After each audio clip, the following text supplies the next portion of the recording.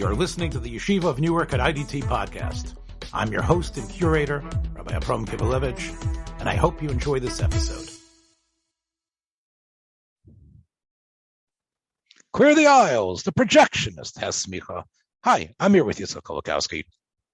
And in honor of Black History Month, we're going to choose, each of us, a film that is important and highlights, I think, something significant about the history of Blacks in America, and specifically about their role in film. Now, neither of these films that we're going to talk about are part of the Black exploitation films of the 70s or part of films have been overlooked in terms of their significance towards the story of the African-American experience in the United States. The film that I want to recommend is a film that I actually wasn't familiar with, and I was very surprised because I know my movies pretty well. But this was a film that I just found out about recently called Odds Against Tomorrow. And it was a film that was produced by Harbell, the Harbell production company. And the Harbell production company is actually Harry Belafonte himself, Harbell, who stars in the film. He was, at that time, a wealthy person, a person who was known, had done a number of star turns, known most primarily as a singer, a calypso singer, as you know. He didn't, and even I think in his career, he didn't really come close to dominating the screen the way Sidney Poitier did. But this film was clearly meant to be a story that was shining a mirror, if not a spotlight, on American race relations at the end of the 50s. The structure of it is a film noir, which means most of the characters aren't good. They all have elements of positivity, but you can see the negative that is scraping all around them. And as you know, in most of the film noirs, they don't really end well. Maybe there's a couple people who escape, but most of the people there are flawed, and you sort of realize that some of them are just train wrecks waiting to happen. That is the case here in this film. This film has basically 3 stars. Besides Harry Belafonte, it has Robert Ryan. Robert Ryan made a career of playing villains. In the 60s and in the 70s, he was still making films, but there he was sort of like this grizzled, like a pale shadow of himself.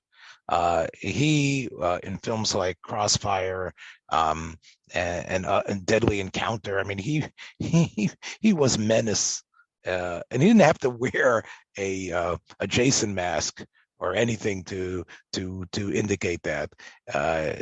Knowing Ryan, just watching Ryan walk was almost like Nightmare on Elm Street to see him. He was a person that, and unlike Richard Widmark, who sort of played over the top, he was like with a cackle. Ryan was just, in his sort of stoic ugliness, was radiated menace, because you never knew when he could shoot out. In this film, Ryan it plays sort of affects somewhat of a Southern accent, but clearly a bigot, someone who really hates Blacks. The N-word is used quite a bit, at least I don't know how many times, but it's used enough by Ryan. And he is someone who is down on his luck, who's an ex-con, who there's hints to his tragic past, but clearly, as he says, I spoil everything. Women are somehow very attracted to him because he's such a bad guy. And I'll talk about the women in a minute. The other actor is Ed Begley. Now, Ed Begley is a real standard character actor. It's like, I know you've probably seen him in a lot of films. I have Ed Begley etched in my mind of a film from this period where he was in the 12 Angry Men.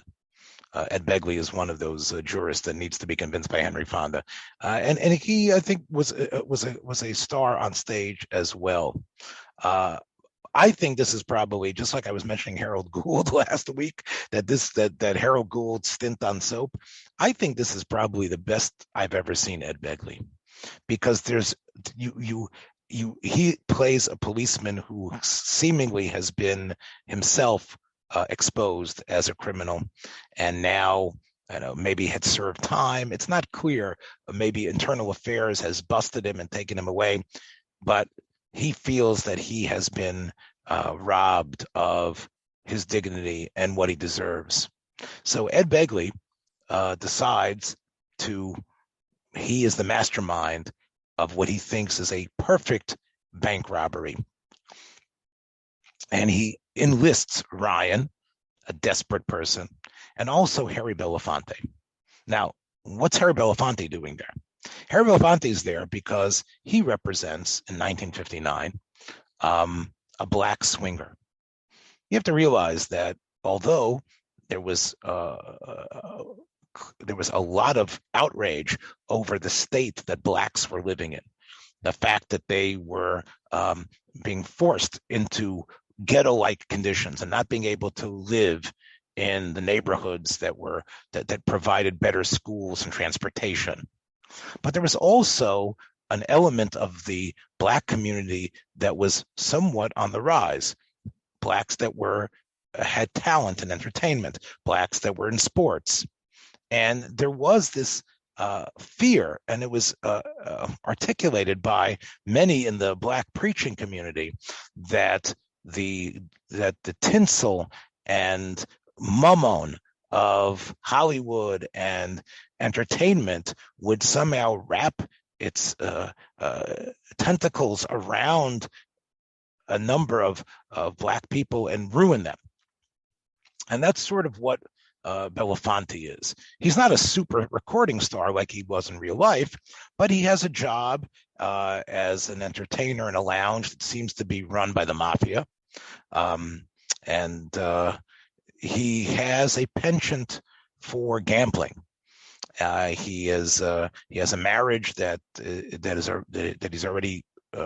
is broken, and although he's supremely devoted to his daughter, one of the reasons why it seems the marriage broke up, despite the heat that exists between Belafonte and his beautiful wife, is that she believes that what needs to happen is rising up from the bootstraps to work with the white community to try to better their life. Whereas Belafonte's character is a character, Johnny is a character that is very comfortable in his skin and also has a tremendous amount of animosity towards the white community, although he benefits from it. He believes that, he believes we need to stay with our own kind. He believes that the white liberals really are treating them in a demeaning sort of way, a condescending, demeaning way. And it's clear, although the movie doesn't go into exposition, that that's one of the reasons why his marriage has fallen apart. Maybe it's because his marriage has fallen apart. We don't know. But he has a penchant, as I said, for gambling, and he's in debt quite a bit with the mafia. And because of his temper, he ends up being in a situation where he has to come up with a certain amount of money, or his ex-wife and child are going to be threatened by the mafia. So the movie sort of cheats a little bit because it paints Belafonte with the problems of what's going on of blacks at that time, which is too much fascination with the fast life and money, driving an incredible looking sports car like Belafonte does, getting caught up in the white man's world of gambling, etc. but it also wants you to see what sort of sweet person he is as he spends the day with his daughter and how much he cares for her. And the only reason he agrees to be part of this bank robbery is because he wants to protect his daughter. Begley, as I said, is the mastermind. And, he realizes that Ryan is frustrated because he can't get a job anywhere and he needs some money. And this, of course, will result in, $50,000 for each of them, which, of course, in 1959 was a huge amount of money, maybe even more. Okay. Why do they need, now again, the film was directed by Robert Wise. And I have to tell you, I'm very familiar with Robert Wise's films. I would say that many of his films are some of the films that West Side Story and others were films that that really filmed my consciousness when I was a kid. But this was a film I wasn't familiar with, and I really believe that this film is shot in a way that greater than almost any of his films. He worked with Val Lewton as a assistant director, and there are films where you see his ability to use the camera in astonishing ways. But I don't think I think this might be in terms of the way this film looks and the close-ups and the sense of mood. And I know he did a film called The Haunting as well. This film really, in a way, is beautiful to look at. Now, I don't know about the novel that it was that by William McGivern that this was based on, but I do know that that the blacklisted Jewish screenwriter Avraham Polanski was the writer of this film, and you could see that this is a very sophisticated film. It doesn't go in for easy exposition or cheap laughs. It really is. Polanski. Again, I don't know his complete over, but this is a very compact, solid screenplay. And the reason why does it need a black person? And the reason why it needs a black person, the Begley needs one, is because they are planning to rob a bank in upstate, or at least 100 miles from New York. It's a fictional town that they say they're robbing, Milton, New York, but it really is. I think it's Hudson is really, I think, the name of the city. I think Hudson is the place where it was Hudson, New York. I'm not sure if you know where that is, Yitzchak. Hudson, New York. And it has incredible, in my mind,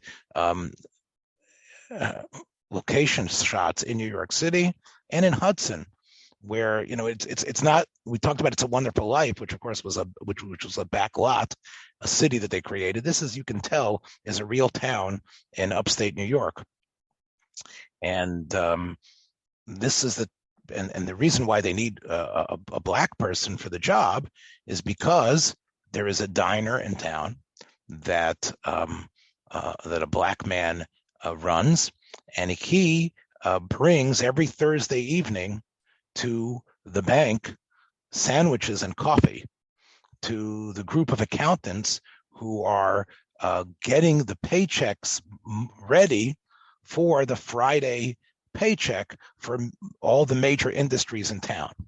So therefore, all the money that's going to be given to the wage earners is ready at Thursday night. And Begley has figured this out. And if since at 6:15 every Thursday night, the fellow from the drugstore who's black comes by, they open the door slightly to get the sandwiches. That's the moment that the three of them are able, in Begley's mind, to be able to make their move. And that's why they need, okay. So in a way, this sort of, coming up with this idea of why we need a black person really puts the black Belafonte against the white bigoted Ryan, who plays, his name is Slater. And you're able to see that both of them are extremely flawed. The film is called Odds Against Tomorrow because on one level, Belafonte, the putative star, is a gambler. So in a way, he's playing the odds that he's not going to get caught, and he needs this to pay off the mafia. But really, I think the reason why it's called Odds Against Tomorrow, at least based on the way the film works, is because what sort of better world can grow out of the racial strife that was gripping the country in the late 1950s and early 60s, which was right after that film? What was the tomorrow? Because right now, they were, in a way, sort of like as in the Defiant Ones, they have to work together. But it's their hatred for each other which undermines the possibility of the bank robbery to work. In a way, you're rooting, for Ed Begley because he has such pathos.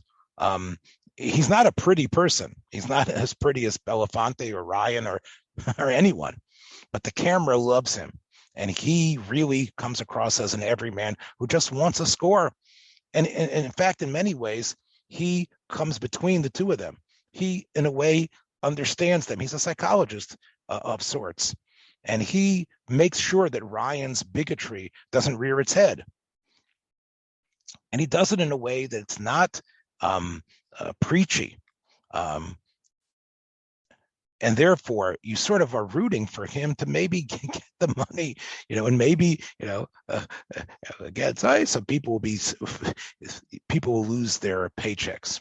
And the film does a great job generating sympathy, but not in a maudlin sort of way. But the message of the film, of course, is that those odds, what are the odds? Because right now, both are going towards destruction. You have, the bigot who basically, just can't stand the black people and can't stand their ascension, can't stand their success, and just, the Southerner who's still in a way fighting the Civil War and hates them. And then you have the black who hates the white and doesn't believe the white community has anything to offer them, and yet is not really ready to adjust and to take on the type of civil and familiar responsibilities. The black character, of course, it is almost there, but if they could somehow, if the white character would trust them, and that's part of what happens in Polanski's screenplay. There's a souped up station wagon, a beat up station wagon, which Begley has made sure has a motor like a race car, because that's what they're going to use to escape from town. And to me, that's sort of a metaphor of what this dynamic is. It's sort of like on the outside, like an old junker station wagon from the 1940s, but it's got an incredible engine that could really take it places, because the system is old and decrepit. However, but there is something there that if we mine it correctly, could really get us an escape from this situation. But unfortunately, the keys to that station wagon, Ryan will not trust the black man with them. And because of that, again, I'm giving some stuff away. That's one of the reasons why the robbery doesn't work. But it's meant to symbolically show you that lack of trust. It's uneasy. Obviously, the two cultures are different, but there's a possibility of them working together. But the mistrust that they have, the anger that Belafonte shows when he's mistrusted, because as the robbery goes awry, the two of them become the antagonists towards each other, and the $150,000 isn't even relevant at this point. In the streets of Hudson, New York, or Milton, New York, as they called it, these two guys are now hunting each other, and they end up, the end of the film, they actually end up just like in Cagney's White Heat, they end up on top of these towers of gasoline towers. and you realize with both of them having guns, that's not going to end up too well for them. I should also add that the film has 2 Academy Award winners in it in supporting roles, Shelley Winters and Gloria Graham. Both of these actresses won Academy Awards.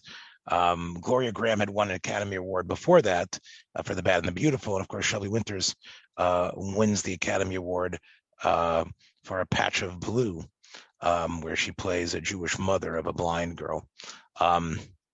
With Sidney Poitier, by the way. So Shelley Winters, by the way, was considered a very liberal person in Hollywood, and Belafonte picked her for this picture. She's completely wasted in this film, though. She plays Robert Ryan's love interest, like they're living together as a couple, and she understands how volatile he is, and she loves him, and she realizes how flawed he is, and he can't help, although he tries to be nice to her, he knows he's going to cheat on her and not be honest with her. And he ends up cheating on her, although they're not married, with Gloria Graham, who she only has about 7 or 8, 9 minutes on screen, maybe less. But boy, she is a presence.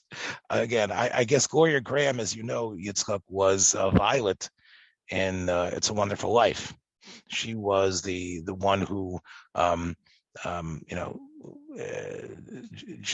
Jimmy Stewart is able to help her as George Bailey, but in the nightmare world, she's just a woman of the night. And of course, she was very much a sultry actress. I don't think any, if you look at her features, talk about sultriness. Maybe you would have also,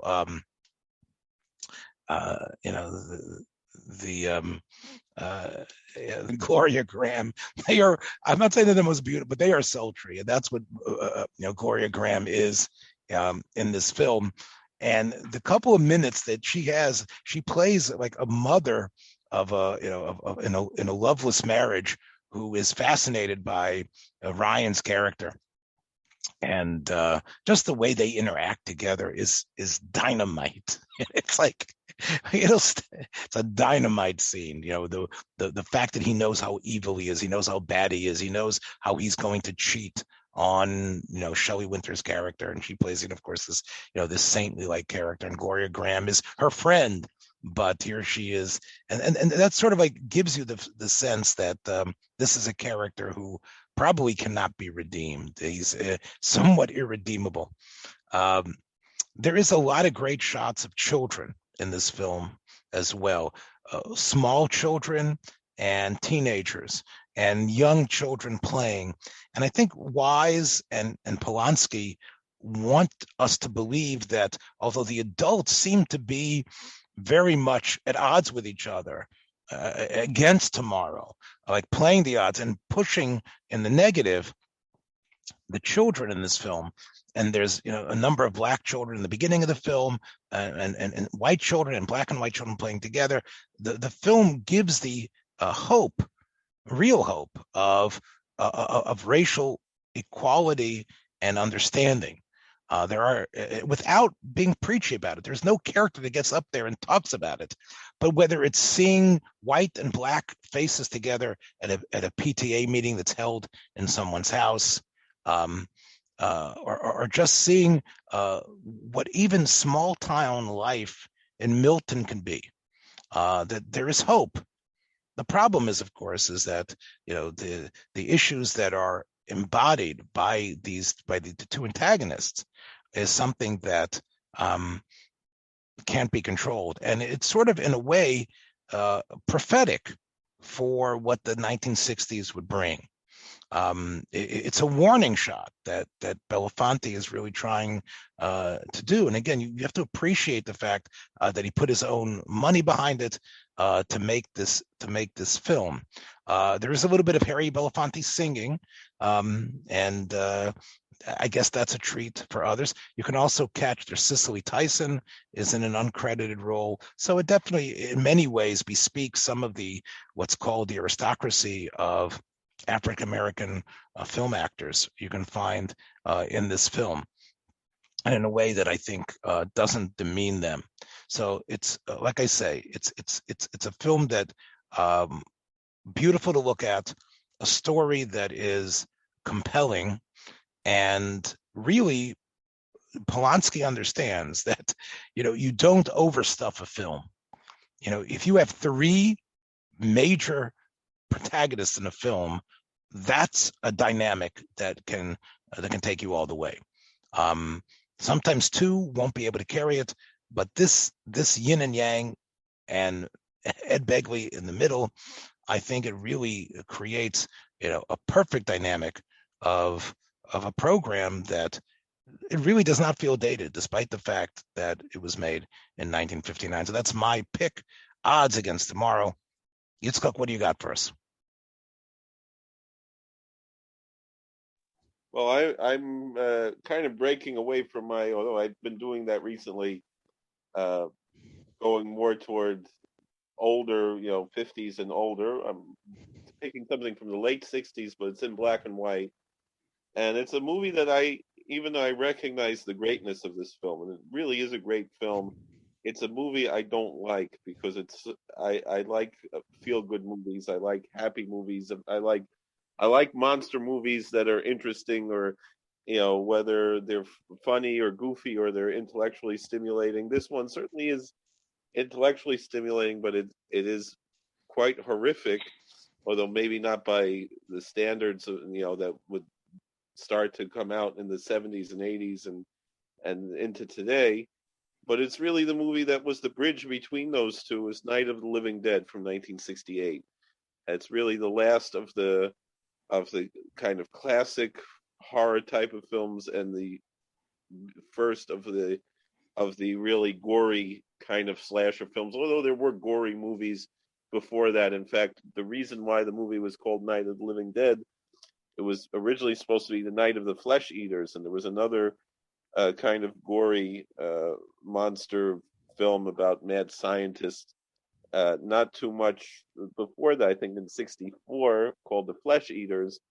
And in order to avoid confusion between these two independent films, the Flesh Eaters, they changed it from Night of the Flesh Eaters to Night of the Living Dead. And I've never seen the Flesh Eaters, but I understand it is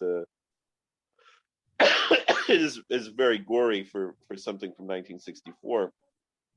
This movie, first of all, it has a lot of interesting, aspects to it. It was a totally independent film that really, captured a frightening story about, what's going on around them in the world. You don't get that much of an explanation as to why these monsters, they're never called zombies in the movie. They're always called ghouls or fiends or something like that. But these living dead, these very gory, cannibalistic monsters that are corpses that are, because of some kind of radiation from outer space, are rising from the dead and killing people and eating them. And you see them eating their organs, and it's very, very scary and gory.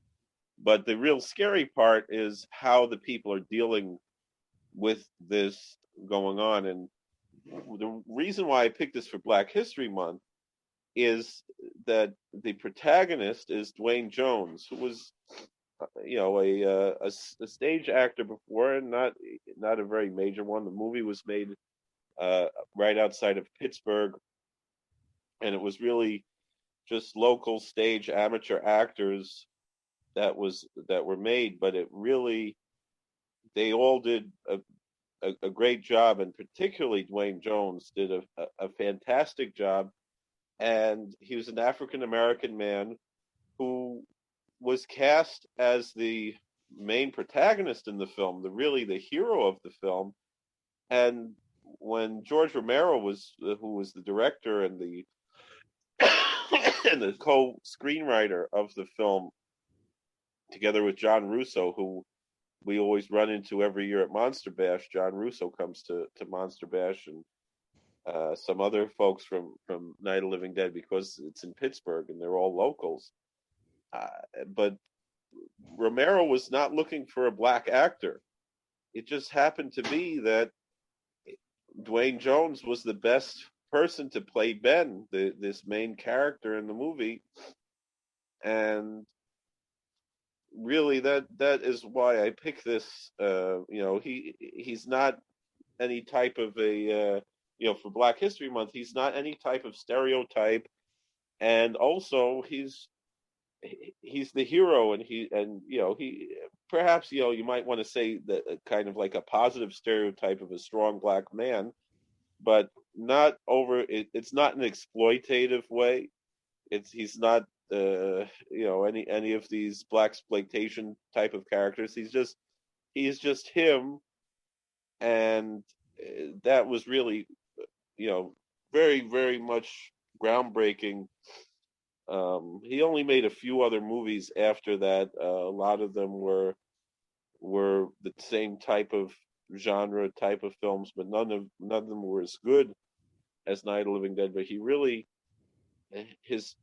I would think the main thing that really stuck out is that generally in these types of movies beforehand, I'm thinking about low budget independent films, maybe not as good as this one, but you'll see something like a movie like The Killer Shrews, which is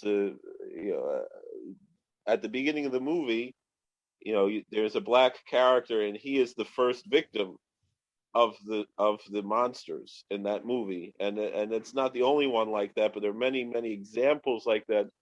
That in these, and that was 10 years earlier than this, but in these movies, typically, when you had a black character, if they weren't playing some kind of a native character, you think they would be getting killed off pretty soon, right? They Almost the way would Sam, or they'd be some kind of comic relief, sort of like Samuel Jackson in Jurassic Park. Yeah. Samuel Jackson gets killed off in that, and that was, so there is this idea. I think there's a sort of a trope that the black characters are going to get killed off, and that doesn't happen in Night of the Living Dead, right? And I think part of I don't want to give away the movie because it's kind of a surprise ending. Yeah, okay, but part of it I think is that he's not, the fact that he's black is not the issue. Like in Odds Against Tomorrow, every black character, is representative of some sort of, attitude towards the issue of race relations, which is what the film is really, is at the heart of the film.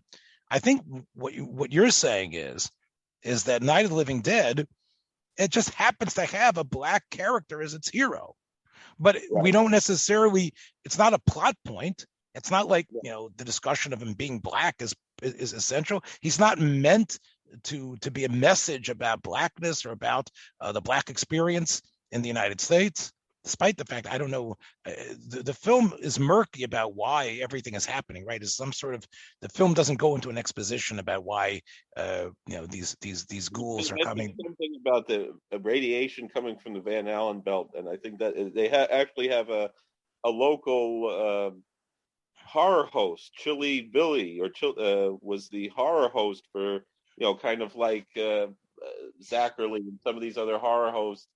He was the local Pittsburgh horror host, was Chili Billy Cardile, who passed away about 2-3 years ago, and he plays a news reporter on the television news, and that's the very slight bit of exposition that you have, and they don't really go into it the way they usually do. That's another thing that goes away from the regular monster movie tropes, where they go into so much exposition, which is something as a child I always loved about those types of movies. And maybe that's another thing that maybe makes me uncomfortable about this movie, is you don't have the right. It has ambiguity, which, why this happened. Was there a nuclear war? What are these dead people coming? Right? Who cares? Right? The point is that, that exposition weakens, I guess, although I haven't seen the film, but I can just argue it weakens the intensity of the drama, right, between the ones that are alive in this farmhouse and surrounded by seemingly, an uncountable amount of dead people out there, right? Because it is a very tense drama. It is really. Look, talking about zombie films, I think one of the reasons why the films have such a hold on us is because we, as you know, we fear our mortality. We fear death. And the idea that the dead come back, not in the glorious Tchias Hamesim that we envision, Lasid Lovai, but that they actually are somehow less than the beings they were when they were alive, that they are these husks that are rotting away. It really, really touches all the nightmares, much more than, than let's say a Frankenstein or a werewolf, which is, we're talking about something that's part and parcel of our existence that we know, whether it's our grandparent who passed away or our parent who passed away or images of COVID persons who are dying, the idea that these dead aren't just below the ground, but they actually rise, and that there's something they want from us, and that we can become them, right? That somehow with their touch or with their bite, that they can somehow, And this was the first movie that really had that type of an idea. Again, they don't use the word zombie, even though this was the first of the modern zombie movies. This inspired the whole genre that we have today. But it's really also a point for Black History Month, is that all of the zombie movies before this were the authentic voodoo type of zombie. Right. Those which were based on the West Indies culture, that the slaves that were there brought from Africa the magics that resulted in voodoo, meaning you could actually bring a person back from the dead. But like those films that we have from the 40s and 50s, you would have, the bone in the nose type of thing, right? And, with the heavy Jamaican accent. Here you have a character, which I'm gonna just say what I think your point is that who cares? In other words, Black history means this is a character that could have been white, could have been black. It happens to be black, and therefore, look where we've come.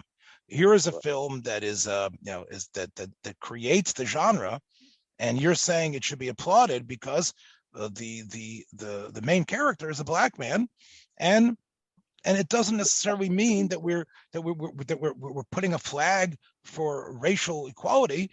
But it does show racial equality because it's post-racial. Yes, I think a similar Money Lamette's Q&A, where the mayor is under attack by there's a terrible publicity of something that's going on, and his advisors are there, and there's a character with a yarmulke. There's a guy who's obviously an Orthodox Jew, and I'm seeing this film, and I'm saying, are they going to make some sort of statement about him? Is he going to go make a bracha, right? Is he going to have to run out of the office because it's going to be Shabbos or something? Or is he going to give some sort of Jewish wisdom and say, oy vey, we're not really doing this right? No, he's just a guy. He's just a Yid. He just happens to be Jewish, right? Now, of course, he was just a minor character just for a minute, but I said, now we've made it. We don't have to be archetypes. We don't have to be dispensing wisdom. We don't have to be the noble Negro. You don't have to be the foolish Stephen Fetchit, buffoon, right? You can be a hero like any symbol of humanity. And that's what Dwayne Jones is in The Night of the Living Dead. Right? I think that's your point. Yeah. And in that way, unfortunately, though, like as we said, right after that, you really have the beginning of Shaft, Superfly, and all the black exploitation films. And you have Melvin Van Peebles and his independent filmmaking, and a lot of filmmaking, documentary filmmaking, and other things, really entrenching the idea of black separateness. So you really, in that way, it did not indicate a pattern, did it? The Night of the Living Dead. I mean, as much as it's historical and important, it seems like Hollywood still, when it had a black character, was much more comfortable in either making films for blacks, Blackula, Superfly, whatever you're going to call it. And they had that earlier in history too. I mean, you had the all black movies of the of course, right, and those were right. Anyway, but these were films that I think spoke to the ideas of black power, and the idea of fighting the man. And here it was, the Jews in Hollywood, in the studios, they were going to rake in the dough anyway about it, right? We'll just make these films, as opposed to just saying, look, we're going to cast a black character, and that's it. So I think that both of these films really, in a way, didn't necessarily, as we say in Hebrew, neither of them were hikash roshim, right? Neither of them actually created roots. I mean, obviously, the zombie, like I said, the zombie genre is something which they're still going back to. And again, we could get into all discussion as we talked about films that fell into the public domain, and that's, I think, part of the whole the arc of the Day of the Dead. I know Well, what it's called. this one, The Night of the Living Dead, just like Charade that we spoke about last Right, week, right. it was because of a snafu in the production that they just neglected to put, so it immediately fell into the public domain. And I remember meeting one of the actors who's since passed away and discussing this with him, and it really bothered him a lot. He said it was 40 years of hell that that this movie that they really cared a lot about, and they put a lot of effort into this movie. How unfortunate was that it fell into the public domain and they weren't able to collect any of the royalties and things that they felt they deserved from this movie that really became very iconic. But it's not. I don't think it. I think it would still be iconic without it having been. It's not like the It's a Wonderful Life that really became famous just because it was in the public domain. It really, even though it's a great movie, it wasn't appreciated as much until it fell into the public domain. This one, I think, would be appreciated for what it is, with or without being in the public domain. It's and again, it's not something I enjoy. It's something that really disturbs me. I find it to be a very disturbing and uncomfortable. Yeah, well, and again, we should say again, it does have for its time a lot of explicit violence and gore, as they're fighting these undead, and I think that's part of why people enjoy it. People, for some reason, again, we could bring in a psychologist to explain why there's sort of like a tingling feeling you get when someone takes a shotgun and shoots the head off of a dead guy. Like what is really what synapses in the brain and what buttons are being pushed there. It's like, no, death isn't going to come for me. No, I'm not going to face my own mortality, right? So even, this body that's falling apart with his limbs, barely attached, I'm going to shoot this head off, and that somehow makes you feel good, right? Somehow the fear is somehow abated. The fear that we have of becoming not a zombie, but a corpse that looks like that. And I think that's really part of why it really holds this fascination. Like fighting the zombies is, in a way, like what's kicking in is I believe the desire to live, the survival instinct, because the zombie is moira on the fact that Seif Kol Adam Lamos, and you too, buddy. The zombie coming for you means that you're going to lose your hold on this earthly plane. And I think the fighting back, it isn't just like fighting against the Indians in the cowboy pictures. And I think that's part of the reason why. Again, I haven't seen any of the films. I talk like I've seen pastiches of them, and I sort of know what they're about. But I think that's part of the reason why the films have a life, and why people still find themselves going back to it. Of course, Robert Kirkman drew the graphic novel. I think I know there's hundreds and hundreds of issues of it. It's called The Walking Dead, which again becomes I believe it's on Showtime or HBO or one of the premium. It's on AMC. It's on AMC. But again, it really, it draws from the same well as the fascination with Night of the Living Dead. And Kirkman is, again, he's the creator of The Walking Dead, and of course also Invincible, which is also a sort of not a groundbreaking comic, but a comic that I think also taps into a lot of the tropes, but also is able to turn this these genres inside out. So we see it really still has viability. It's the wrong word to use about a zombie, but it definitely has some viability there. But I think it's unique what you're pointing out about its role. That was abandoned. I don't know if the other films featured black characters in a prominent way. I don't know enough about. In today's society, though, I think we have reached a point where you are going to have more, and people are more comfortable with. Oh yes. So look, clearly, I mean, this is not 1968, but whether this film was a brick towards that is to be, that's very speculative, I think, but it's probably worth examining again and seeing it not only as the beginning of a new genre and sealing the end of the old horror films, but also as something that produces a as you say, a beyond race idea of looking at human beings. Isn't it strange that you have to have zombies attacking them for us to come to that sort of recognition, how much we are all essentially the same. Yeah, that's the type of crisis that you need. Definitely.